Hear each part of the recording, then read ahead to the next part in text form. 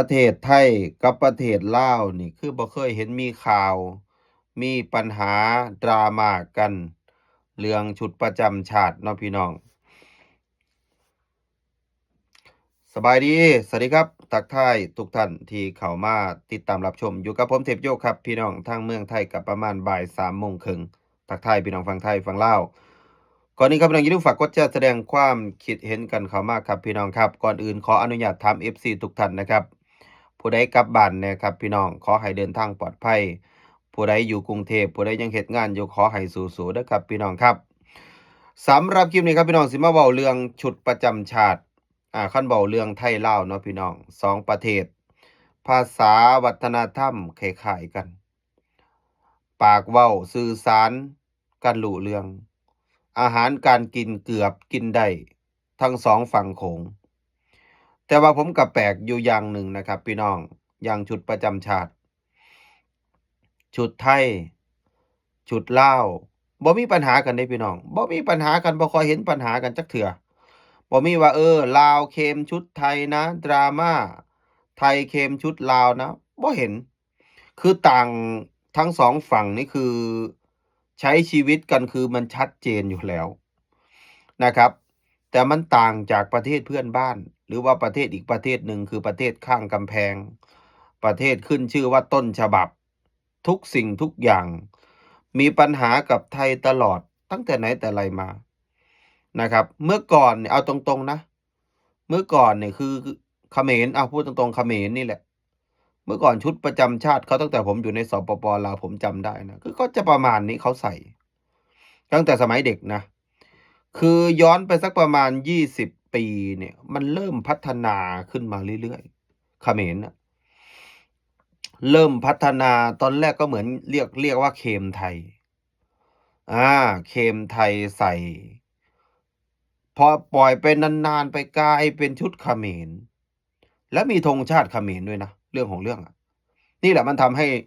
สังคมและคนไทยเนี่ยคือยอมรับไม่ได้ แม้กระทั่งผมเนี่ยคนลาวผมยังยอมรับไม่ได้เลยว่าเขมรมึงกล้าพัฒนาตัวเองถึงขั้นเอาชุดประจำชาติไทยมาใส่กันแล้วเหรอแม้กระทั่งนะครับอะไรนะเจ้ายุงเจ้าหญิงอะไรของเขาน่ะนะครับเริ่มเอาธงชาติเริ่มเอาชุดไทยมาใส่เมื่อก่อนเราคิดว่าเขาใส่เล่นๆนะครับทางโซเชียลต่างๆพอนี้เห็นในต่างประเทศในแคนาดาจัดงาน ประเพณีสงกรานต์เมื่อปีที่แล้วนะครับผมก็ไป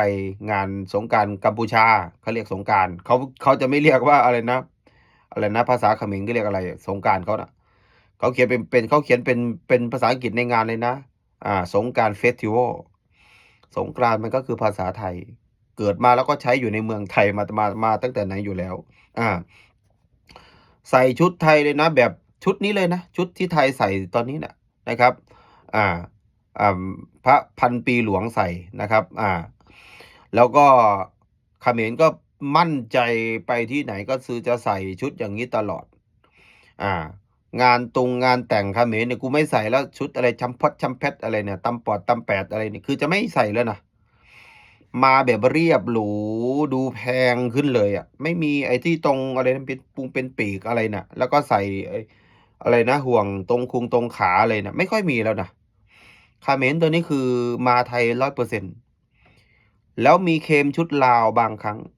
ใส่ผ้าสิ้นพับผ้าสิ้นเห็นในเกาหลีใต้แล้วก็ในกัมพูชาคือประเทศห่านี่คืออะไรของมันก็ไม่รู้คือจะเคลมไปหมดทุกอย่างแล้วก็ยกปราสาทกำแพงนครวัดว่าตัวเองมีแทบทุกอย่างเพียงแต่ยังไม่ได้เอามาใช้เขมรมีมาตั้งนานแล้วอะคุณคิดดูสิ ถ้าไทยไม่ใส่ชุดอย่างเงี้ยมึงก็ไม่ใส่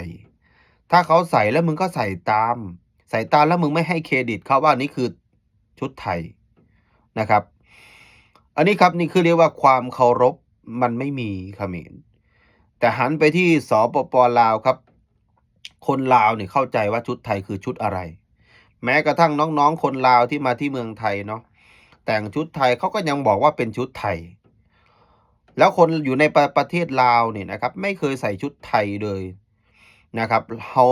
เราให้ความเคารพประเทศไทยคือ เราไม่ได้มีปัญหากับประเทศไทยคือต่างประ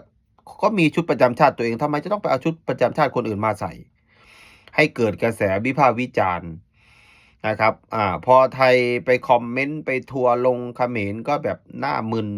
ตอนนี้นะครับเจ้ายุงเจ้าหญิงเขาเนี่ยโอ้โหใส่ไม่ออกรายการที่ประเทศจีนที่เกาหลีใต้นะครับงานแต่งที่เขมรตอนนี้ไม่ใส่ชุดเขมรแล้วนะชุดที่เมียฮุนเซนเคยใส่ในยุคก่อนนะตั้งแต่สมัยก่อนผมเคยเห็นนะมันก็คือชุดอย่างเงี้ยอยู่ที่อยู่ข้างล่างนี่แหละครับทุกคนแต่ทุกวันนี้เขาไม่ใส่กันแล้วนะเออแรกๆเนี่ยโอ้โห